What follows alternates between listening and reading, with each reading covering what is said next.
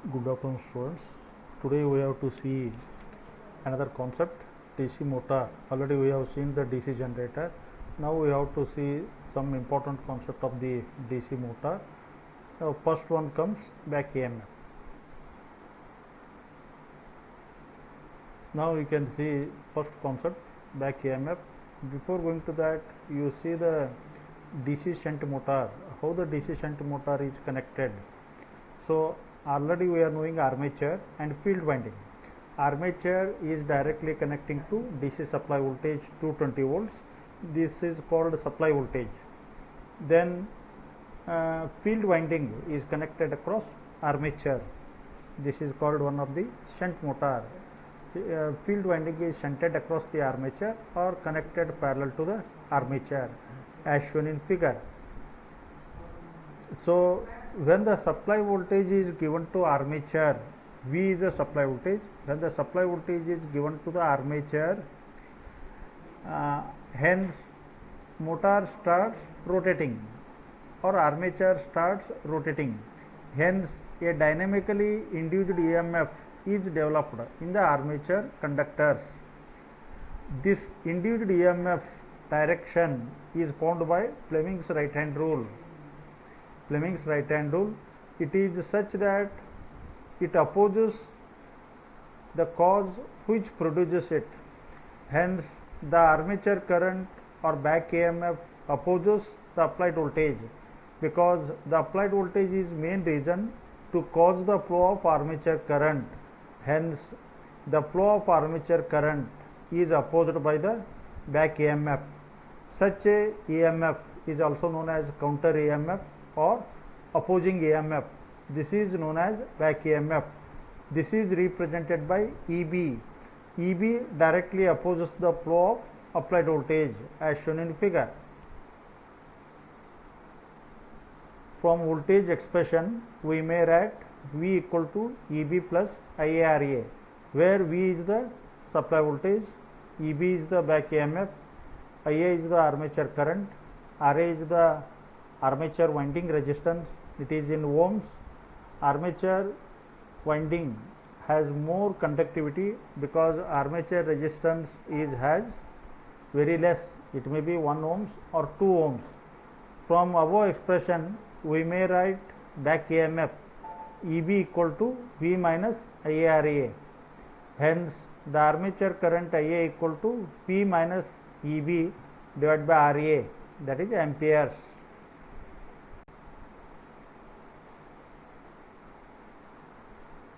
Already we know that armature current IA equal to P minus EB divided by RA.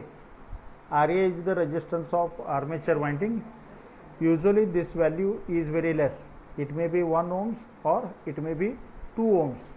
Now we have to discuss the importance of back EMF. The back EMF controls the flow of armature current, or it regulates the flow of armature current. Only one point you remember, back EMF controls the armature current of the motor as per load condition. As per load condition, how much load is putting on the load, proportional armature current motor should be able to draw. Hence it regulates the flow of armature current.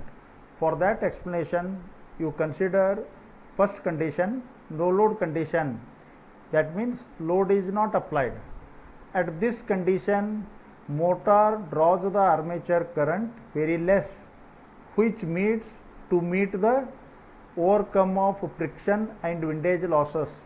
To meet the friction and windage loss, some very small amount of armature current is drawn.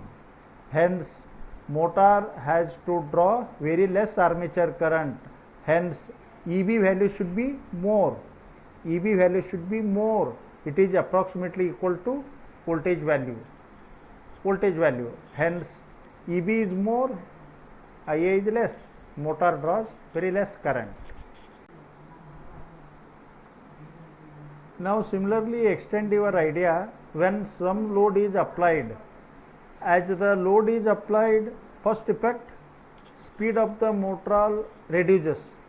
As the speed of motor reduces, consequently back EMF also reduces, because speed is directly proportional to back EMF.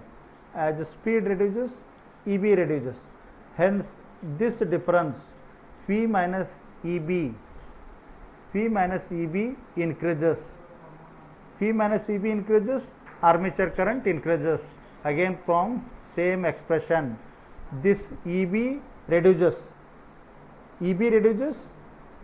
V minus EB increases, hence armature current increases. This drama continues up to that point.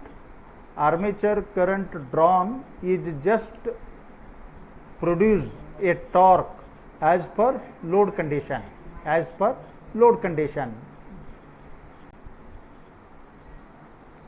Second condition, similarly, when the load is suddenly removed, suppose motor is running, the load suddenly removed, when the motor is running on the load condition, armature current is very high. Hence, when the load is removed, first effect, speed of the motor increases. As the speed of motor increases, back EMF increases. As the back EMF of motor increases, V minus EB reduces. Armature current also reduces. Again, this drama continues up to that point. Motor should draw proportional armature current to produce proportional torque as per load condition. Hence, in this manner, back EMF varies as per the load condition. Hence, it controls the flow of armature current. Good afternoon, sir, everybody.